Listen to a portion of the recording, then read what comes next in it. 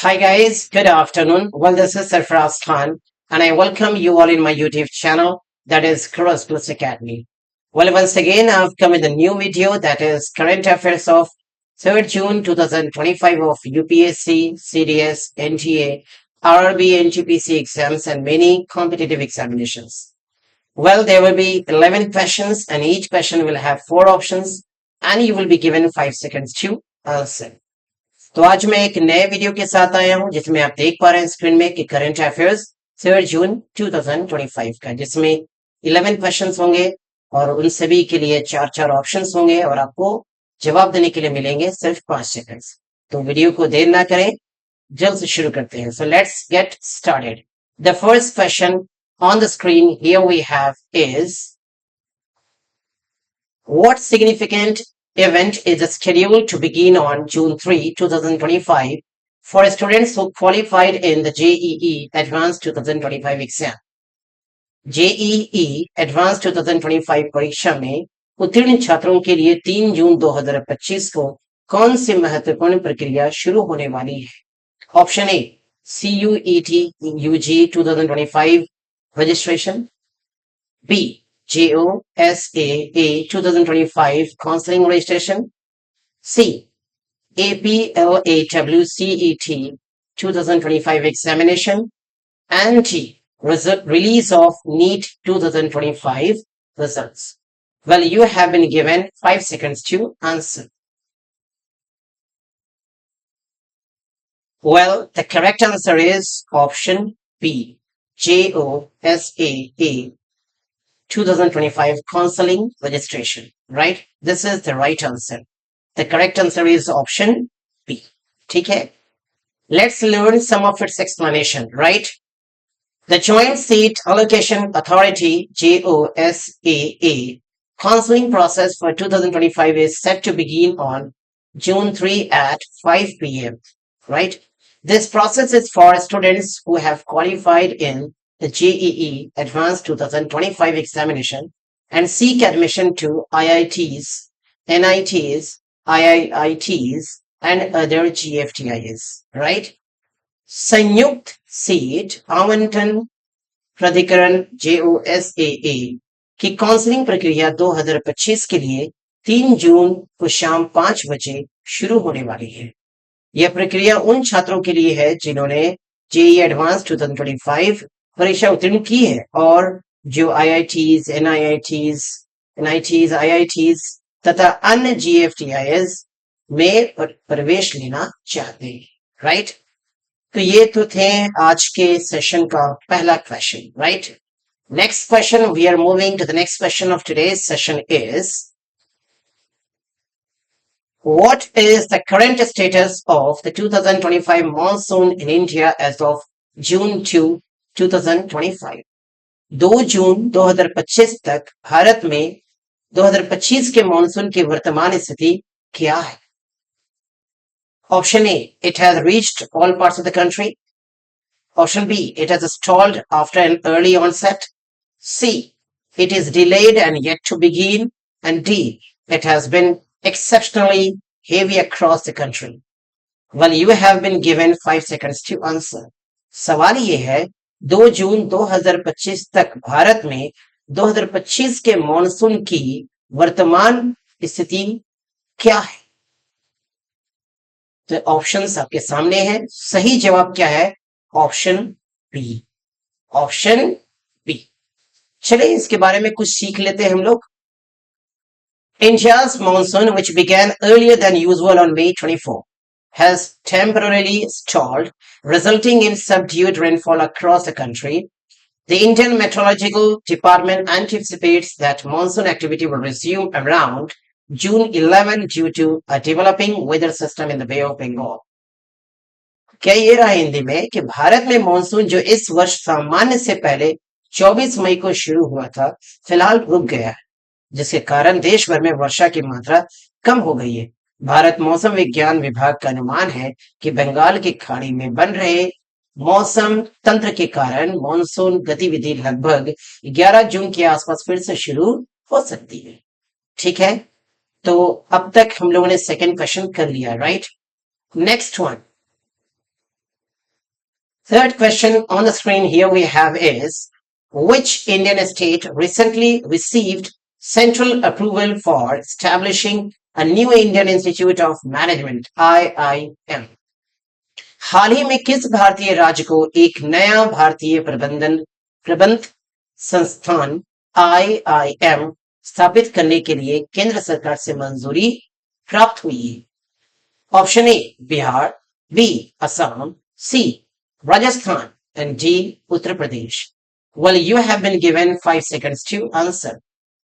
हाल ही में किस भारतीय राज्य को एक नया भारतीय प्रबंध संस्थान यानी IIM स्थापित करने के लिए केंद्र सरकार से मंजूरी प्राप्त हुई है? तो ऑप्शंस बिहार, असम, राजस्थान और Uttar Pradesh. Well, the correct answer is option B, Assam. Let's learn some of its explanation, right? Assam has received central approval to establish a new Indian Institute of Management IIM near Guwahati.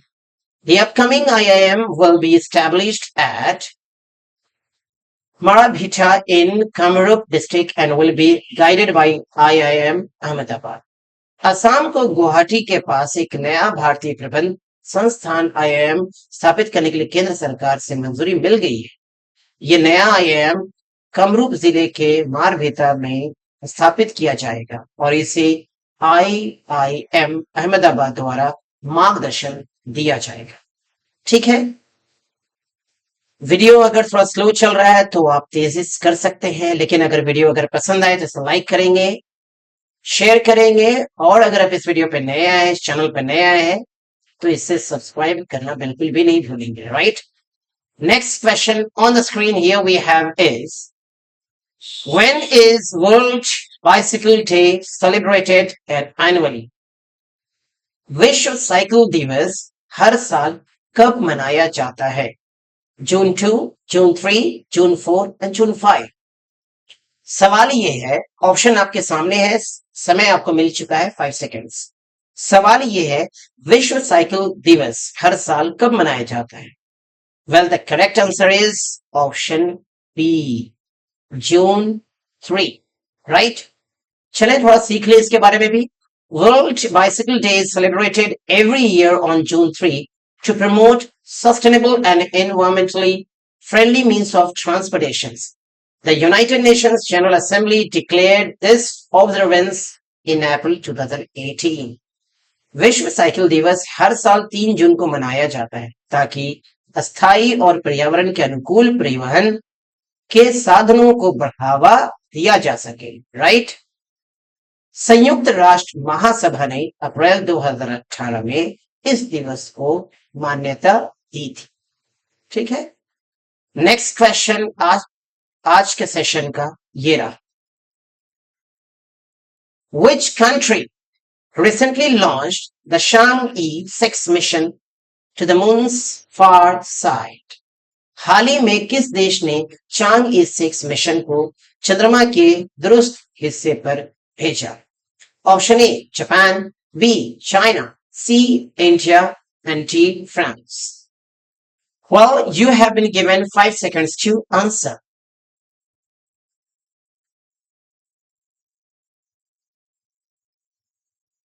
Well, the correct answer is again option B, China. Well, the correct answer is option B, China, right? चलिए थोड़ा सी सीख ले इसके बारे में कुछ. China's Chang'e 6 mission successfully landed in the southern pole Aitken Basin on the far side of the moon. This mission aims to collect and return lunar samples, making a significant achievement in space exploration. चीन का चांग 6 mission चंद्रमा के दुरुस्त हिस्से में स्थित दक्षिणी ध्रुव एटकन basin में सफलतापूर्वक उतरा. इस मिशन का उद्देश्य चंद्रमा से नमूने एकत्र करना और उन्हें वापस लाना है, जो अंतरिक्ष अन्वेषण में एक महत्वपूर्ण उपलब्धि को दर्शाता है. ठीक है, so far we have done, how many questions we have done? 5 questions we have gone through, right? Next one. What significant aviation event is being hosted in New Delhi from June 1 to 3, 2025? 1 से 3 जून 2025 तक नई दिल्ली में कौन सा महत्वपूर्ण विमानन कार्यक्रम आयोजित किया जा रहा है? Option A, international civil aviation conference, B, world air transport summit and IATA annual general meeting, C, global aviation safety symposium, right? And D, Asia Pacific Air Show. Well, the options are before you. Well, you have been given 5 seconds to answer.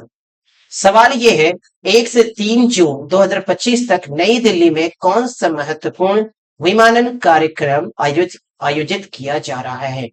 Right? Well, the correct answer is option B, World Air Transport Summit and IATA Annual General Meeting. Let's learn some of its explanation, right? चलिए कुछ इसे हल्का सा समझे हम लोग. New Delhi is hosting the 81st International Air Transport Association IATA Annual General Meeting and World Air Transport Summit from June 1 to 3, 2025. This marks a significant event in the global aviation industry. नई दिल्ली 1 से 3 जून 2025 तक 81वीं यानी 81 अंतर्राष्ट्रीय वायु परिवहन संघ IATA की वार्षिक आम बैठक और विश्व वायु परिवहन शिखर सम्मेलन की मेजबानी कर रही है. यह वैश्विक विमानन उद्योग में एक महत्वपूर्ण कार्यक्रम. ठीक है. Next question. Recently, which district has become the first district in India to meet 100% electricity demand through solar energy? हाल ही में भारत का कौन सा जिला और सौर ऊर्जा के माध्यम से 100% बिजली की मांग पूरी करने वाला पहला जिला बना है? Option A, Diu, B, Ladakh, C, Chandigarh and D, Kutch. Well, the options are before you and you have been given 5 seconds to answer. हाल ही में भारत का कौन सा जिला सौर ऊर्जा के माध्यम से 100% बिजली की मांग पूरी करने वाला पहला जिला बना है? वेल, इसके सही जवाब है, the correct answer is option A, Diu. Right. चलिए थोड़ा सा इसके समझ रहे हम लोग हल्का सा. As of May 29, 2025, Diu has become the first district in India to meet its entire electricity demand through solar energy. This achievement was announced by the Ministry of New and Renewable Energy, highlighting Diu's exceptional progress in renewable energy adoption.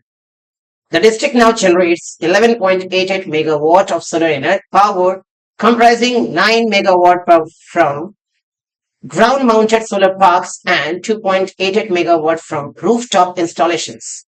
This capacity is sufficient to fulfill its entire daytime electricity requirements. 29 मई 2025 तक दीव भारत का पहला जिला बन गया है जिसने अपनी पूरी बिजली की मांग सौर ऊर्जा के माध्यम से पूरी कर ली है. यह उपलब्धि नवीन और नवीनीकरणीय ऊर्जा मंत्रालय द्वारा घोषित की गई है, जिसने दीव की नवीनकरणीय ऊर्जा को अपनाने में असाधारण प्रगति को उजागर किया है.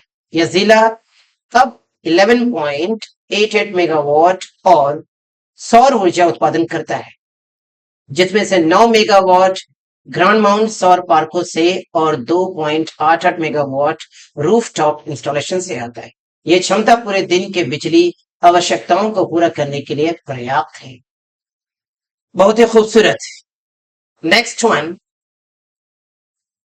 Now the next question here on the screen is, recently which digital platform has been launched by the Department of Posts of Ministry of Communications? हाल ही में संचार मंत्रालय के डाक विभाग द्वारा कौन सा डिजिटल प्लेटफॉर्म लॉन्च किया गया है? Option A, Know Your DigiPin, B, Know Your PIN code, C, both of these, and D, none of these. Well, the options are before you and you have been given 5 seconds to answer. हाल ही में संचार मंत्रालय के डाक विभाग द्वारा कौन सा डिजिटल प्लेटफॉर्म लॉन्च किया गया है? Well, the correct answer is option C, both of these. चले थोड़ा सा इसके बारे में भी कुछ सीख लें।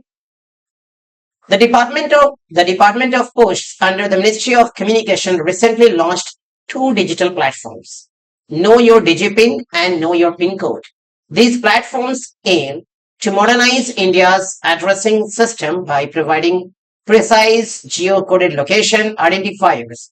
DigiPin is a grid-based open-source digital address system developed in collaboration with IIT Hyderabad and NRSC, ISRO.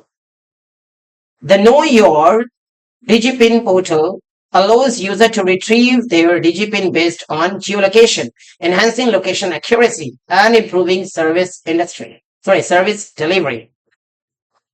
The Know Your PIN code platform enables users to identify the correct PIN code for their location, facilitating better logistics and governance.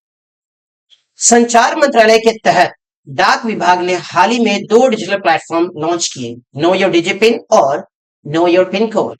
ये platform Bharat के पता प्रणाली को आधुनिक बनाने के लिए सटीक भूकोडित स्थान पहचानकर्ता प्रदान करते हैं। डिजिपिन एक ग्रिड आधारित ओपन सोर्स डिजिटल पता प्रणाली है जिसे आईआईटी हैदराबाद और एनआरएससी इसरो के सहयोग से विकसित किया गया है। नो योर डिजिपिन पोर्टल उपयोगकर्ताओं को उनकी भौगोलिक स्थिति के आधार पर डिजिपिन प्राप्त करने की सुविधा देता है, जिससे स्थान की सटीकता बढ़ती है और सेवा वितरण में सुधार होती है। Know your pin code platform उपयोगकर्ताओं को उनके स्थान के लिए सही पिन कोड पहचानने में मदद करता है, जिससे बेहतर लॉजिस्टिक्स और प्रशासन संभव होता है। चलिए, तो ये सवाल आपको बहुत ही अच्छा लगा होगा। सवाल क्या था कि हाल ही में संचार मंत्रालय के डाक विभाग द्वारा कौन सा डिजिटल प्लेटफॉर्म लॉन्च किया गया है? तो दोनों है नो योर डिजिपिन और know your pin code, right? Next question, 9th question on the screen here we have is, according to the World Meteorological Organization, what is the percentage chance of global temperature rising by 1.5 degrees Celsius between 2025 to 2029? विश्व मौसम विज्ञान संगठन के अनुसार 2025 से 2029 के बीच वैश्विक तापमान के 1.5 डिग्री सेल्सियस बढ़ने की कितनी प्रतिशत संभावना है? Option A 66%, B 76%, C 86% and D 96%. Well, you have been given 5 seconds to answer. Well, the correct answer is option A 66%. चले थोड़ा सा इससे भी सीख लेते हैं, हल्का सा जान लें। विश्व मौसम विज्ञान संगठन के अनुसार 2025 से 2029 के बीच वैश्विक तापमान अस्थायी रूप से औद्योगिक पूर्व स्तर से 1.5 डिग्री सेल्सियस अधिक बढ़ने की 66% संभावना है। यह महत्वपूर्ण संभावना बढ़ते हुए जलवायु जोखिमों का संकेत देता है, जो ग्रीन हाउस गैस उत्सर्जन को कम करने और वैश्विक तापमान वृद्धि के पर्यावरण एवं मानवता पर पड़ने वाले प्रतिकूल प्रभावों को कम करने के लिए तत्काल वैश्विक कार्रवाई की मांग करती है।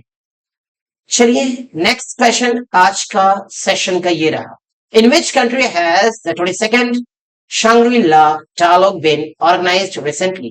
हाल ही में 22वें शांग्री-ला संवाद का आयोजन किस देश में किया गया है? Option A Thailand, B Singapore, C India and D Australia. Well, you have been given 5 seconds to answer. हाल ही में 22वें शांग्री-ला संवाद का आयोजन किस देश में किया गया है? Thailand, Singapore, India, Australia. Well, the correct answer is option B, Singapore, right? चलिए थोड़ा सीख लें इसके बारे में भी कुछ। 22वां शांग्री-ला संवाद हाल ही में सिंगापुर में आयोजित किया गया। ये एशिया का प्रमुख सुरक्षा शिखर सम्मेलन है, जिसमें रक्षा मंत्री, सैन्य प्रमुख और नीति निर्माता क्षेत्रीय सुरक्षा चुनौतियों पर चर्चा करते हैं।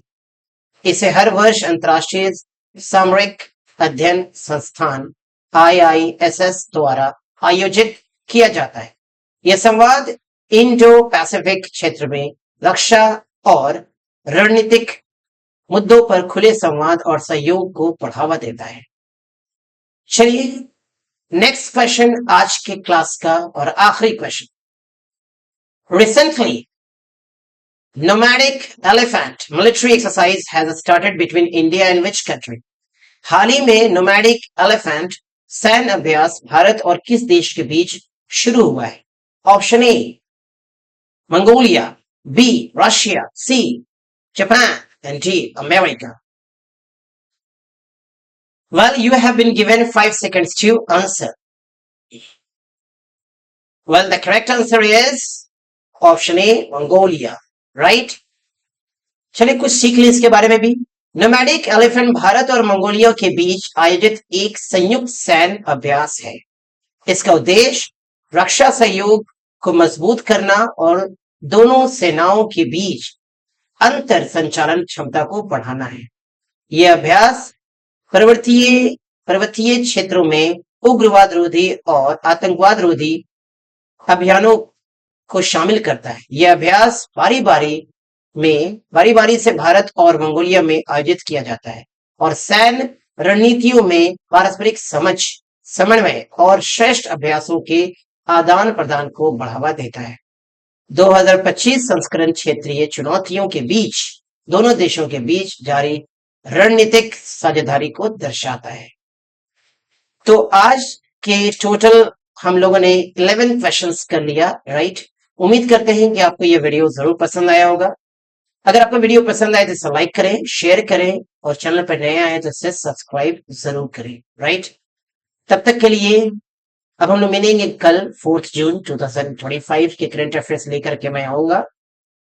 तब तक के लिए बाय बाय, टेक केयर।